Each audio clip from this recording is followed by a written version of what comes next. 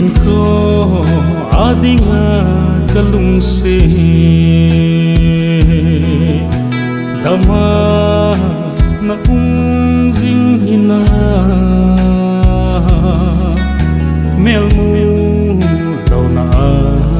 sota kise ngày na mil lâu zelo đông dang kiel din kahin palpo sen an koe na ni hita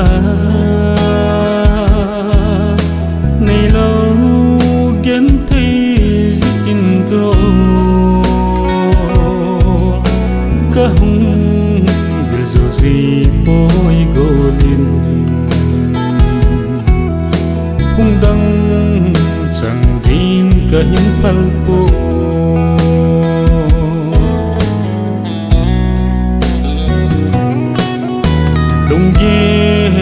ngam na ding ka nei po boy na silong oi hina ham va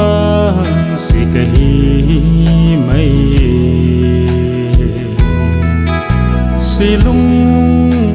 em lung xếp nơi chân hi cây đi na ding asota sen a koe na nei hita nei lo gen thei zin go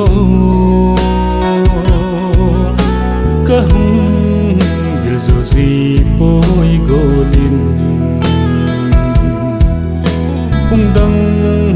chang din kahin palpo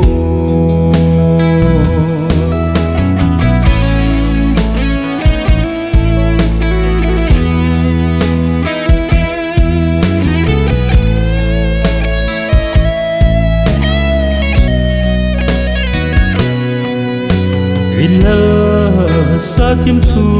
hoi ba ham in sung sim khom dia kitep na rolin